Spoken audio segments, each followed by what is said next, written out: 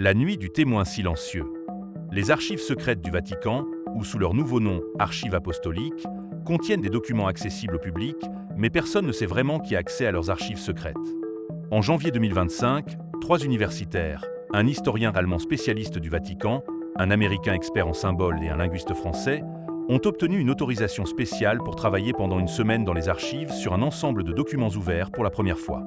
Ces documents étaient une série de correspondances internes catholiques datant du XVIIe siècle. Mais ce qui était étrange, c'est que ces documents n'étaient pas marqués « confidentiels », mais « à ne pas voir ». De plus, leur contenu n'était pas seulement en latin, mais composé de symboles alignés les uns à la suite des autres, qui ne correspondaient à aucune langue connue. Les 3 premiers jours se sont déroulés sans incident. Les chercheurs tenaient un journal, traduisaient les documents et travaillaient en permanence sous l'œil des caméras numériques et des enregistreurs audio. Le 4e jour, au matin, tout a changé. Le linguiste français s'est réveillé à l'aube et a dit aux 2 autres « J'ai fait un rêve. Il y avait quelqu'un.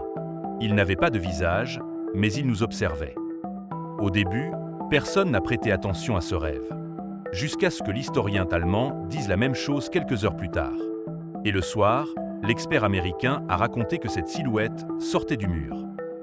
Cette nuit-là, les 3 chercheurs dormaient séparément. Mais le lendemain, leur description du rêve était presque identique. Un lieu sombre, un mur de pierre grise, le silence. Et une femme sans visage qui sortait de la pierre. Elle observait simplement. Elle ne parlait pas. Mais ses lèvres bougeaient. Et plus étrange encore, tous ont utilisé la même expression. Elle n'observe pas. Elle se souvient. Le matin du 5e jour, le système d'enregistrement de la sécurité des archives du Vatican a détecté un trou de 3 heures. Les caméras de la salle des chercheurs étaient tombées en panne. Les enregistrements audio étaient devenus des grésillements et le système s'était réinitialisé automatiquement. Ce créneau horaire correspondait exactement à la nuit où les descriptions du rêve avaient été faites. La sécurité a expliqué qu'il s'agissait d'une erreur du système.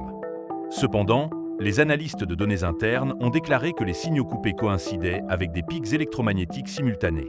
Ces pics ne pouvaient être causés que par une intervention extérieure ou par de fortes vibrations magnétiques internes. Mais il n'y avait aucun appareil de ce type à l'intérieur. Le 6e jour, une nouvelle ligne a été découverte dans les documents. Cette ligne, qui n'avait pas été remarquée auparavant, se trouvait au milieu du document et disait en lettres pâles « Si tu te souviens de qui a regardé, le regard sera tien ». Cette expression n'apparaissait dans aucun texte théologique classique. Cependant, la même phrase avait été trouvée gravée sur le mur d'une école missionnaire à l'extérieur du Vatican en 1953.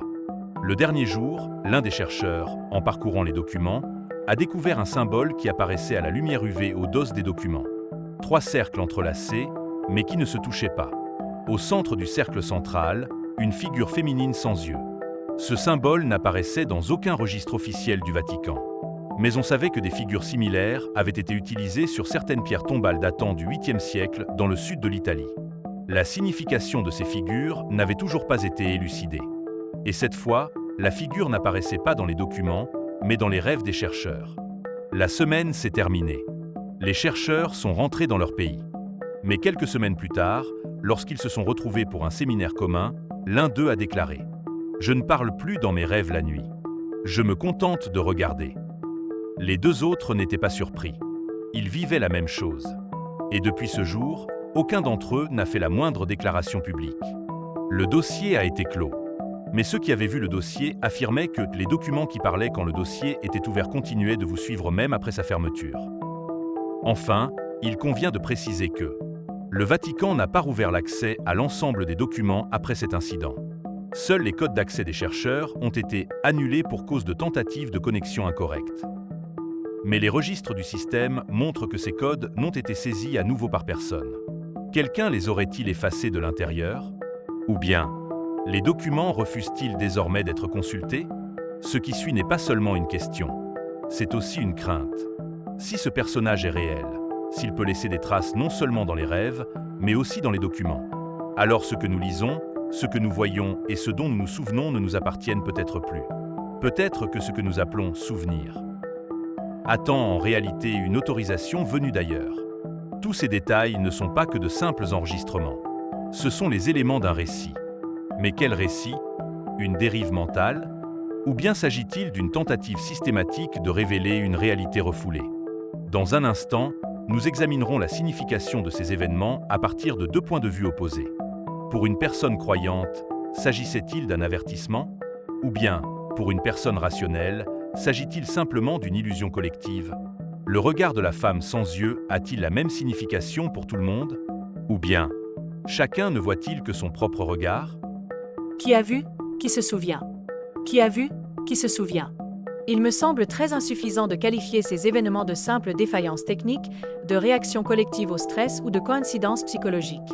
Car le fait que 3 personnes différentes aient vu le même personnage, avec les mêmes détails, dans leurs rêves, puis que ce personnage apparaisse comme un symbole dans des documents, cette chaîne d'événements ne peut s'expliquer par le hasard. Les chercheurs sont des personnes venues de différents pays et de différents domaines.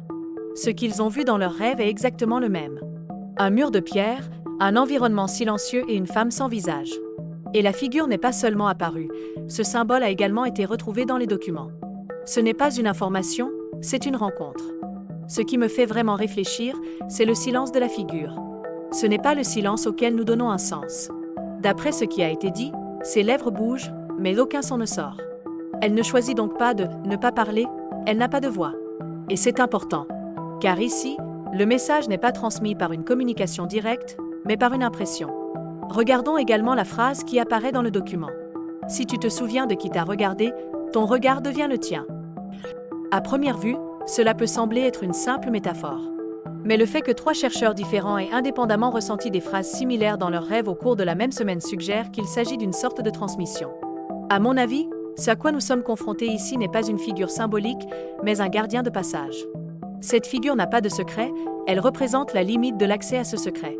Lorsque nous approchons d'une zone mentale inconnue, nous rencontrons une sorte de filtre. Et ce filtre ne se franchit pas avec la foi, mais avec la préparation. Le fait que les chercheurs qui ont fait ce rêve n'aient plus rêvé par la suite le confirme. Il ne s'agit pas seulement d'un effet, mais d'une interruption. Le rêve est le lien que l'esprit établit avec son monde intérieur. Si cette connexion est rompue, cela signifie que cette figure n'est pas seulement une image, mais qu'elle a une fonction de limite. Le fait que les documents eux-mêmes comportent une figure est également important. Ce symbole n'a pas de correspondance historique. Mais des figures similaires ont déjà été rencontrées dans différentes civilisations. Dans ce cas, l'idée qu'une source d'information commune peut atteindre les gens indépendamment du temps et de l'espace se renforce. En conclusion, j'interprète cette figure de la manière suivante. Il ne s'agit pas d'une information, mais d'une restriction d'accès. Celui qui la voit atteint un certain niveau. Mais au-delà de ce niveau, le message, ce n'est pas encore autorisé, est transmis. La figure ne parle pas parce qu'elle ne veut pas parler, mais parce qu'elle ne doit pas parler. Cet événement ne concerne pas uniquement les chercheurs. Je pense que c'était le signe avant-coureur d'une révélation plus importante à venir. Et peut-être que cette fois-ci, ce n'est pas seulement la figure qui est aveugle. Nous ne savons plus d'où nous regardons. Je ne peux pas nier que je trouve ces récits intéressants.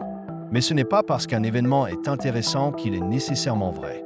Le fait que 3 chercheurs disent avoir fait le même rêve ne signifie pas que ce personnage existe. 3 personnes se trouvant dans le même environnement, étudiant les mêmes textes, exposées aux mêmes informations et faisant des rêves similaires, ce n'est pas un phénomène paranormal. Il s'agit d'une influence mentale commune. D'autant plus que ces personnes ont travaillé pendant de longues heures dans un environnement silencieux, sombre, chargé d'histoire et de symbolisme. Ce genre de rêve similaire n'a rien d'étonnant. Venons-en à la figure de la femme sans yeux. Cette figure est-elle vraiment une gardienne d'une dimension mentale? Ou s'agit-il simplement d'un nouvel exemple de notre tendance à donner un sens à tous les symboles obscurs que nous trouvons dans les archives? L'esprit humain a tendance à combler les vides. Nous voyons des figures dans les fissures des pierres, nous dessinons des visages dans nos rêves. Cette figure n'est pas propre au Vatican. Depuis des milliers d'années, différentes cultures ont représenté dans l'obscurité des images de femmes sans yeux, de spectateurs silencieux, de guides muets. Car il s'agit d'un archétype. Il ne se répète pas parce qu'il existe réellement, mais parce qu'il occupe une place dans l'inconscient de l'esprit humain. Regardons la phrase écrite dans les documents. Si tu te souviens de qui te regarde, ton regard devient le tien. Ce genre de phrase n'est pas philosophique, elles sont rondes. Elles peuvent donc s'appliquer à tout. Que vous trouviez cette phrase au Vatican ou dans n'importe quel livre spirituel, elle aura le même effet. Il est facile de lui donner un sens, mais difficile de le justifier. Et le fait que les rêves deviennent invisibles par la suite, il s'agit d'un effet psychologique. Lorsque le mécanisme de contrôle est perturbé par une stimulation mentale excessive ou une obsession, la production de rêves peut s'arrêter. Mais cela ne signifie pas que la conscience est fermée. Cela signifie simplement que le cerveau est trop fatigué pour traiter les images pendant la phase de repos.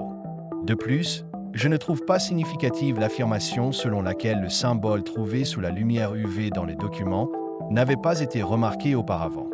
En effet, on trouve souvent des marques, des traces de sceaux ou des déformations au dos des documents d'archives.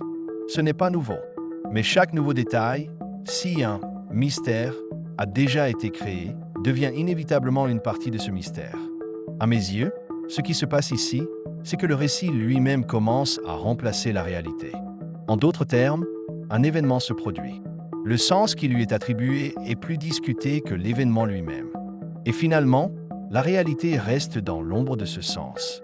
Le seul aspect réel de cet événement est peut-être le suivant. Les chercheurs étaient soumis à une forte pression émotionnelle et symbolique. Et cette pression a influencé la manière dont ils ont interprété leur expérience. En bref, ce personnage n'est pas le signe avant-coureur de quelque chose. Il s'agit simplement d'une nouvelle version de l'histoire intérieure que les gens ont développée pour faire face à l'obscurité. Comme cela a toujours été le cas. S'il y a de l'obscurité, nous pensons qu'il y a quelqu'un qui nous observe. S'il y a du silence, nous pensons que quelqu'un refuse de parler. Et s'il y a des documents que nous ne comprenons pas, nous les imaginons comme des êtres vivants. Mais parfois, il n'y a que des documents, et ils ne sont que ce que nous lisons. Ce n'est pas le silence auquel nous donnons un sens.